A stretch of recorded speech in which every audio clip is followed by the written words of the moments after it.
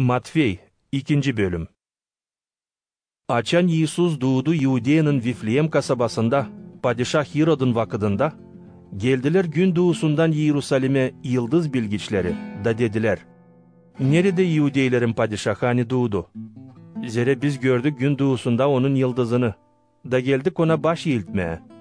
Açan Padişah Hirod bunu işitti, o kasavetlendi. Onunla bile bütün Yerusalim'i kahır bastı. Hirod topladı büyük papazları hem bilgiçleri, da sordu onlara, nerede lazım doğusun Hristos? Yudea'nın Vifleyem kasabasında, zere bile proroktan yazılı. Cevap ettiler onlar.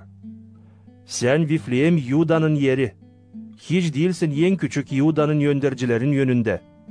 Zere senden çıkacak yönderci, hangisi güdecek benim insanımı, İsrail'i.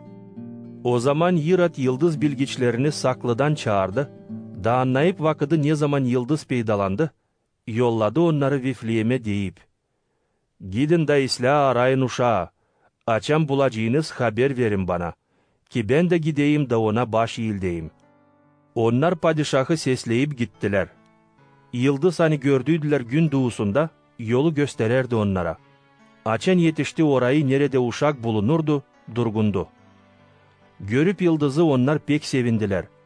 Açan onlar girdiler hiç yanına, gördüler uşağı anasından Maria'yla.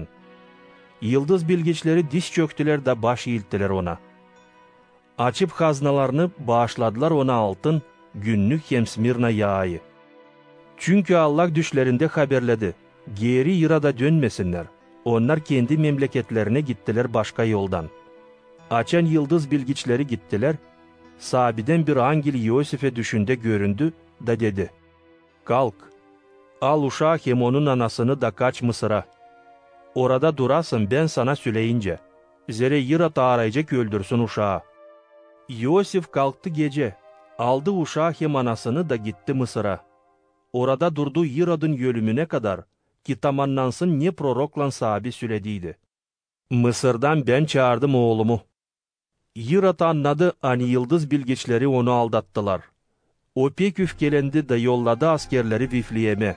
Öldürsünler diyene hepsi uşakları 2 yaşından aşağı. Taman o vakıda göre nice anladıydı yıldız bilgiçlerinden. O zaman tamamlandı ne söylendiydi prorok Yeremiya'dan, hangisi diğer. Bir ses işidiler Rama'da, ağlayış hem acı bağırış. Rahil ağlar kendi uşaklarını. Da istemer hoşlanma, zere onlar yok. Açan Hirod öldü, Sabi'den bir angel Mısır'da Yosif'e düşünde göründü da dedi, kalk, al uşağı hem anasını, da git İsrail memleketine. Zere öldüler onlar, angları ağırardılar uşağın yaşamasını almaya.